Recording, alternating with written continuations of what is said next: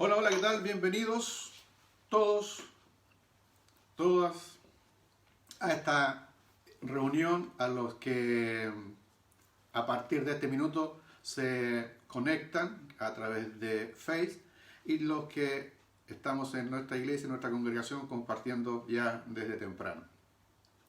Cuando uno es pequeño, no sé si a ti te pasó o no, pero de repente uno tiene algunos sueños imaginativos y le gustaría, por ejemplo, hacerse invisible. Yo no sé si a alguno de ustedes le ocurrió aquello. Experimentar la invisibilidad. Y uno de repente ve, lee cuento y aparece la capa que te hace invisible o el anillo, se pone el anillo y a partir de ese rato uno se vuelve invisible. Claro, eso tiene que ver con la fantasía, pero no necesariamente con la ciencia ficción, y hoy día es sorprendente porque se está experimentando con la invisibilidad, la forma y la manera de hacer las cosas invisibles. Y no le estoy inventando un cuento, es algo que está a lo menos en la teoría siendo viable y siendo factible. Y en este tiempo, en el tiempo en que nosotros estamos experimentando a nivel mundial, nos hemos dado cuenta de que en nuestro mundo, en nuestro universo, son más las cosas que no vemos que las que vemos. Hay un mundo invisible frente a nuestros ojos. Y el tema de los virus nos hace claramente enfrentarnos a esa realidad. Sabemos que el mundo de los átomos para nuestros ojos es invisible. De hecho, cuando se inventó la palabra átomo, es una palabra compuesta. A, sin, carente, tomo, que son las divisiones. Cuando nosotros tenemos distintos libros en tomos, son divisiones, tomos, divisiones. Y cuando se pensó que se había llegado a lo más reducido de la materia, se dijo ese nombre, átomo, sin división. Ya no se puede dividir más, hasta que alguien vino y dividió el átomo, aún más invisible para nosotros. Entonces, cuando hablamos del mundo invisible frente a nuestros ojos, es fácil poder aceptarlo, porque experimentamos aquello.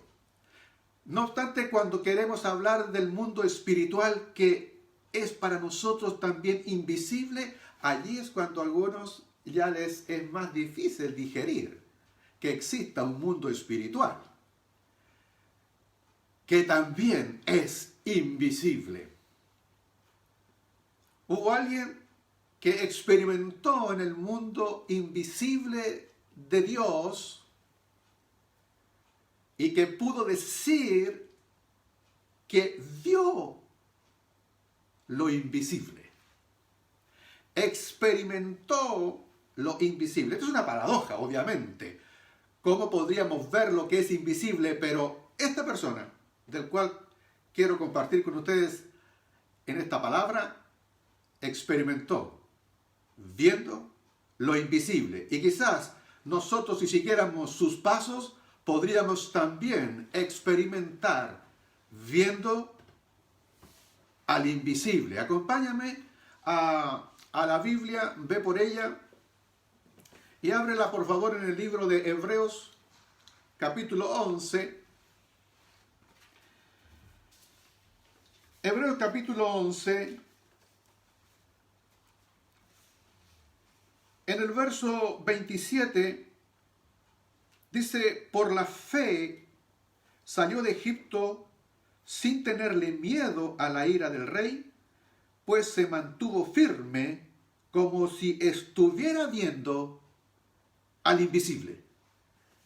Está hablando de Moisés, claramente. Juan en su evangelio dice, a Dios nunca nadie lo ha visto. Dios jamás ha sido visto por alguien, y tanto en el Antiguo Testamento como los pensadores del mundo griego estarían de acuerdo con la definición de Juan. No es viable poder ver a Dios. Sin embargo, Moisés escribe o relata en su vida esta experiencia. Es verdad, es cierto. La Biblia del Antiguo Testamento tiene expresiones que son conocidas como expresiones antropomórficas. ¿Qué significa eso? Que son expresiones que hablan respecto de Dios en un lenguaje humano, en forma humana, antropomórficas. Y cuando dice que Dios tiene manos, no es que tenga manos como nosotros, que cuando le extiende su brazo no es que tenga brazos como nosotros, son formas de decir cómo Dios se comunica con los seres humanos, y los escritores bíblicos ponen expresiones en forma humana porque está escrito para nosotros, los seres humanos, para el hombre, para la mujer. Cuando la Biblia ha mencionado que Dios tiene entonces un rostro, una espalda, que es la expresión o la realidad que quiso experimentar Moisés, quería ver la totalidad de Dios, y Dios dijo, verás solo mi espalda una vez que yo haya pasado. Son expresiones claramente antropomórficas, pero no obstante eso, acabamos de leer que él dice que él se mantuvo viendo al invisible, como si viera al invisible. Para eso, Moisés tuvo que hacer a lo menos 3 cosas para llegar a esa experiencia. Y la primera de ellas, y si quieres tomas apunte al respecto, la primera de ellas es que tuvo que renunciar. ¿A qué? Dice el mismo libro de Hebreos que nosotros acabamos de leer en el verso 24 al 25, por la fe Moisés, ya adulto, no es la inexperiencia, no está hablando de repente de la impaciencia de un joven, no, dice ya adulto, renunció a ser llamado hijo de la hija de Faraón, Termutis. Prefirió ser maltratado con el pueblo de Dios a disfrutar de los efímeros placeres del pecado. Hay una renuncia. Renunció a todos sus beneficios. Hoy nosotros hemos visto cómo algunos príncipes han renunciado a la realeza y se han ido a vivir lejos de los palacios, pero lejos también de renunciar a todos sus beneficios. Hemos visto cómo eso sucede en Inglaterra, como en España el rey ha desistido recibir cierta herencia de su padre que es mal avenida, que no fue bien recibida, y hay un problema claramente ético al respecto, pero lejos está de haber renunciado a todos sus beneficios. Cuando hablamos de Moisés, él renunció a todos esos beneficios que tenía por ser hijo de la hija de Faraón. Quedó con 0, nada.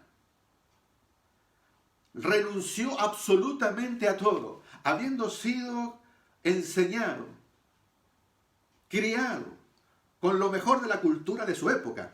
Evidentemente, si lo comparamos con hoy, es mucho mejor lo que existe hoy, pero la sabiduría, el entendimiento, el conocimiento de la época, siendo él un gran general, con toda la sapiencia, renunció absolutamente a eso. Renunció a todo su estatus. Renunció a toda la posibilidad de sus negocios, a efecto de unirse a un pueblo absolutamente contrario, un pueblo de esclavos, de ignorantes, de gente débil, de gente enferma. Se sacó toda su vestidura y se vistió de esclavo renunció. Y el libro nos está relatando y nos dice que lo renuncia porque todo aquello ofendía a Dios y él renunció al pecado. Es lo que nos escribe el autor de Hebreo. Renunció al pecado, que es el primer paso para que podamos ser testigos y poder ver lo invisible.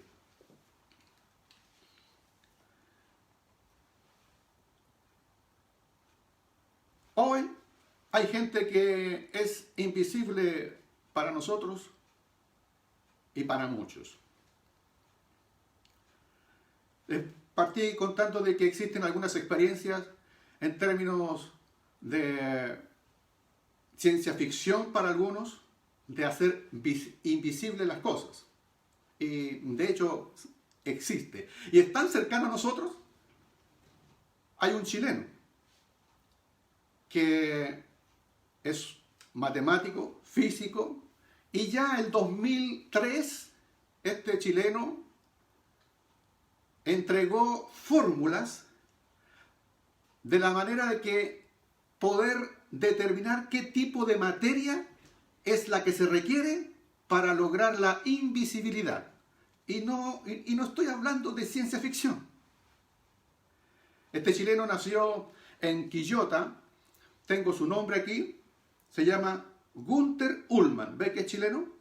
Günther Ullmann. Para que nos parezca más familiar voy a decir su nombre completo y ahí va a parecer que es más chileno. Él se llama Günther Alberto Ullmann Arancibia. Bueno, él es un profesor, ya tiene más de 60 años, a esta altura tiene como 68 años, y en el 2003 él ya es conocido hoy día como el padre de la teoría de la invisibilidad. Y ya definió fórmulas matemáticas que detallan las propiedades que tendría que tener un material para que no absorbiera ni reflejara la luz. Porque finalmente tú me ves a mí porque mi cuerpo absorbe y refleja la luz que estoy recibiendo en este minuto.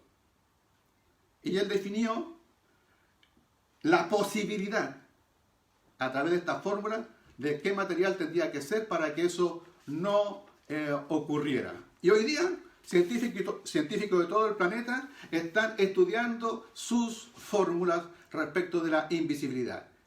¿Para qué servirá eso? Podrás decir tú. ¿Qué sentido tiene? Fíjate que tiene algunos usos bien importantes. El profesor Ullmann nos dice que puede servir incluso para hacernos invisibles a los terremotos. Claro, porque él dice, si todos nuestros edificios los cubriéramos de esta materia, de tal manera que no permite, así como el caso de la luz, absorberla ni reflejarla, lo haría con las ondas sísmicas. Y esas ondas sísmicas llegarían allí y se desviarían. Ese es uno de los usos que está tratando de aplicar este chileno. Ser invisible para los terremotos, un buen uso sin duda, si eso se logra llevar a cabo y si alguna vez nosotros seremos testigos de aquello. Pero hay formas y maneras que a veces sin aplicar fórmulas complicadas como esto, los poderosos que abusan logran hacer invisible a tantas personas, invisible a tantos seres humanos. Como eran invisibles los esclavos en tiempo de Moisés.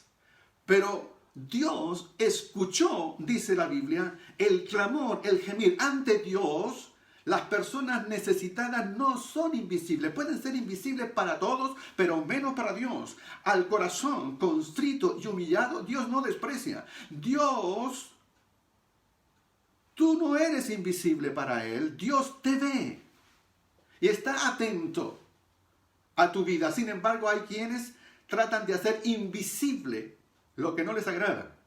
Y los poderosos de siempre han intentado por siempre que sea invisible la enfermedad, la pobreza, la debilidad, haciéndolos invisibles frente a los ojos de los demás. Los poderosos de siempre.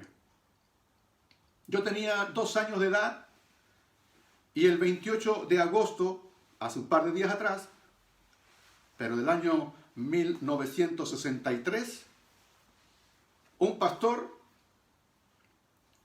en Estados Unidos, frente al monumento de Lincoln, decía: tengo un sueño.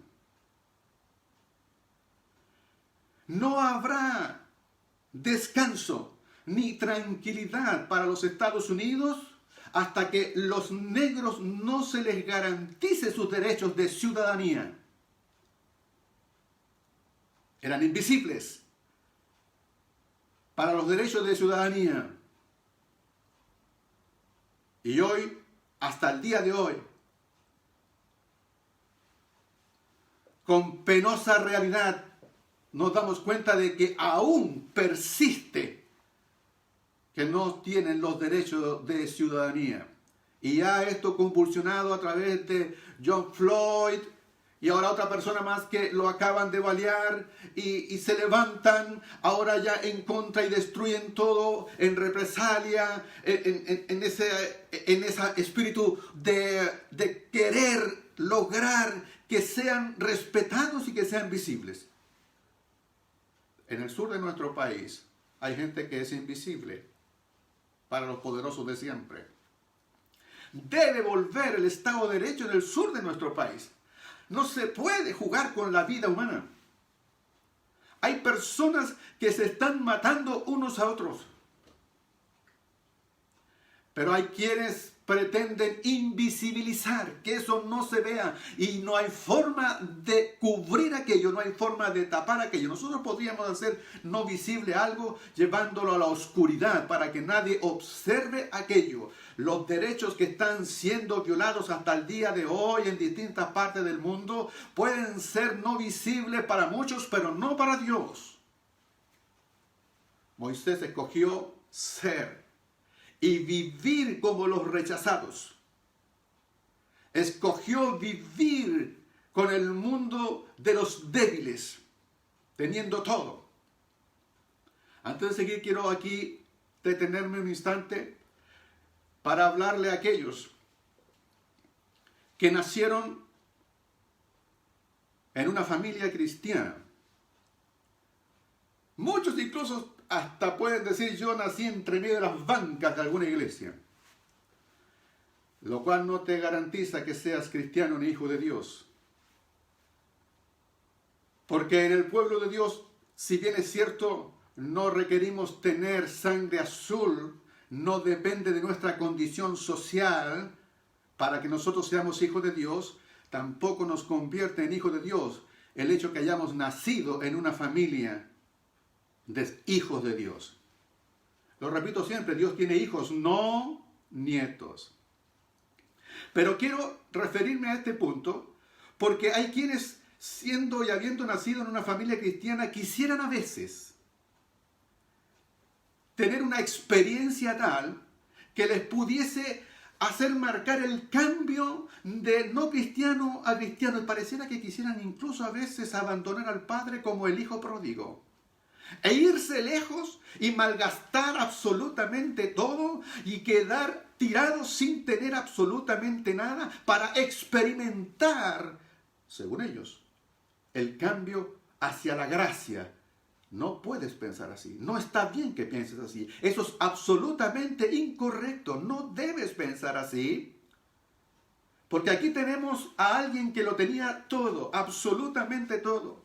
La mejor cultura, la mejor educación, la mejor posición social. Y estando en esa condición, logró entonces saber y entender que tenía que renunciar al pecado. El pecado no es solo prerrogativa de alguna condición social o algún estrato social. Es para toda la humanidad, por cuanto todos pecaron. Así que no desees eso, porque puedes correr el riesgo absoluto de estar tan alejado del amor del Padre que no tengas la oportunidad de que te llegue el minuto de la recapacitación y de volver en sí para poder decir: me levantaré e iré a mi Padre.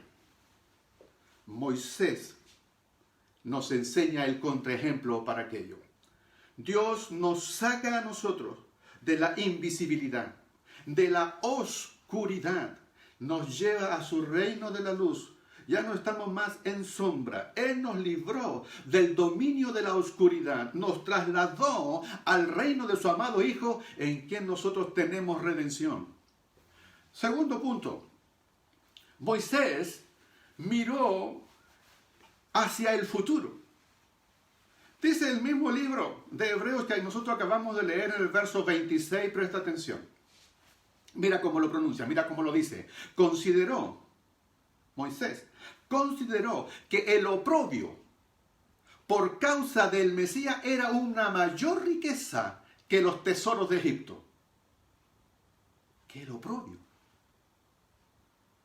que el que te vean mal, que el que te maltraten, era mejor riqueza, mayor riqueza que los tesoros de Egipto, sobre los cuales durante mucho tiempo las personas van y tratan de encontrar los tesoros en las tumbas de los faraones. Mejor que eso. Mejor que eso. Encontró Moisés. Había algo. ¿Qué era? La causa del Mesías. La causa del Mesías. Y dice así. Presta atención. Mira cómo lo dice el escritor de Hebreos. Porque tenía la mirada puesta en la recompensa.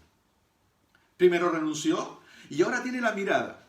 Cuando nosotros leemos este verso acerca de la mirada puesta en la recompensa, es equivalente cuando tú miras un objeto y te fijas en él de tal forma que todo lo que está a su alrededor se vuelve difuso para ti.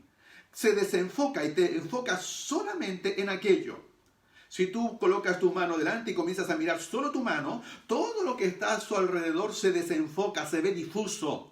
Así fue lo que escribe Hebreo respecto de lo que hizo Moisés, que puso su mirada en la recompensa, en el futuro, puso su mirada en el Mesías, puso su mirada en Dios, puso su mirada en Jesús. ¿Dónde están tus ojos? ¿Dónde está tu mirada? ¿Dónde estás colocando tus ojos? Cuando nosotros ponemos la mirada en Jesús de tal forma y nos focalizamos ahí, todo lo demás se pone difuso.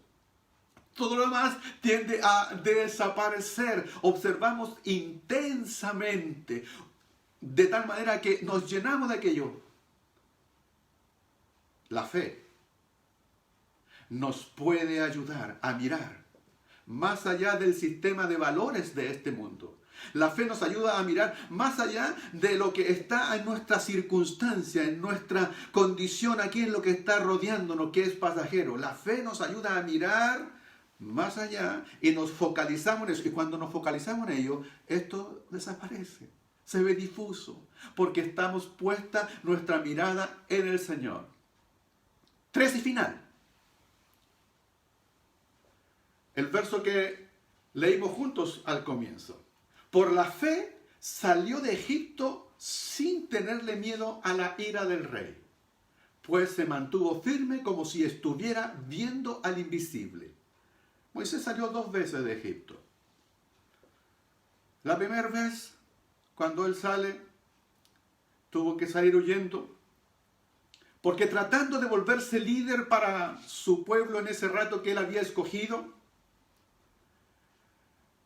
tratando de mediar en una pelea entre hermanos, uno de los hebreos, no acepta, le rechaza como autoridad y aún declara abiertamente lo que él hizo en secreto, cuando mató a un egipcio que estaba maltratando a uno de los esclavos. Y huye a Madián. Él sale de Egipto y se da cuenta, y tal como nos relata Esteban cuando está siendo martirizado, el pueblo no estaba preparado, como tampoco lo estaba Moisés, para asumir el rol que Dios le daría. Para Moisés, el retirarse a Madián no fue simplemente por miedo, sino por el valor que muestran aquellos que son capaces de retirarse asumiendo que todavía no es el tiempo. Tuvo que retirarse a esperar a que Dios le dijera cuándo es el tiempo. Hay muchos hoy, en virtud de nuestra realidad económica, que deberemos esperar.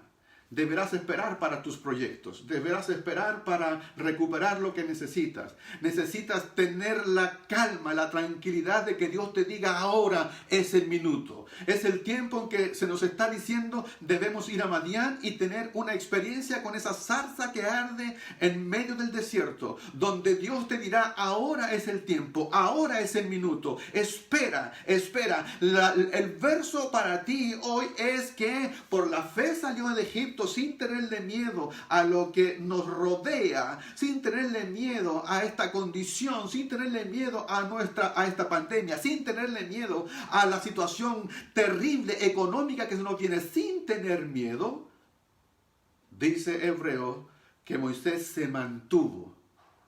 Me mantendré, dígase al Señor, me voy a mantener, me voy a sostener en esto, me mantendré, se mantuvo firme a pesar de las condiciones, a pesar de las pruebas, se mantuvo firme como viendo al invisible. Es tiempo de estar allí en el desierto para ver esa zarza y recibir el minuto en que Dios te dirá, ahora es el tiempo, ahora es el minuto, ahora es cuando debes avanzar. No nos gusta, porque a veces decimos vamos a perder esta oportunidad, vamos a perder este tiempo, pero en la condición en que ahora estamos es necesario que nos sostengamos, que nos mantengamos como viendo al invisible. Esta es la esperanza a la que Él a nosotros nos ha llamado, viendo al invisible, como si no tuviésemos que ver al hombre, sino a Dios. Cada vez que Moisés tuvo que tomar una decisión, fue y entonces se encontró con Dios cara a cara. Y el Pentateuco nos dice, y hablaba Dios con Moisés.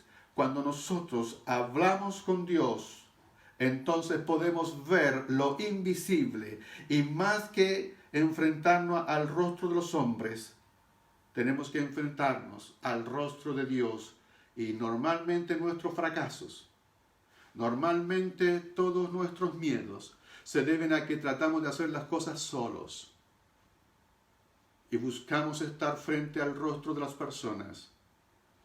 Pero Moisés nos enseña que es mejor estar frente al rostro de Dios, mantenernos. Renunció al pecado, miró y se focalizó en Dios y se mantuvo esperando hasta que Dios le dijera, Moisés, ahora es el tiempo. Espera en Dios, Padre eterno, Dios poderoso, para aquellos que, Señor o Dios, tienen que tomar decisiones y no tienen claridad. Padre, Señor, ahora ellos acuden a ti, Señor, renunciando a todas aquellas cosas que te ofenden y ponen su mirada en ti, Padre, y van a esperar para que tal cual Moisés en su propia zarza ardiendo en medio de un desierto, en medio de la carencia, en medio de la dificultad, en medio de la necesidad, sabrán escuchar tu voz para poder sostenerse y mantenerse sabiendo el minuto preciso en que tú dirás, ahora es el tiempo, ahora es el minuto. Créelo, llegará. No puedes tomar estas decisiones solo, no lo vas a hacer solo. El secreto de una vida victoriosa es estar cara a cara con Dios antes de estar cara a cara con los hombres. Bendiciones del Señor para todos ustedes.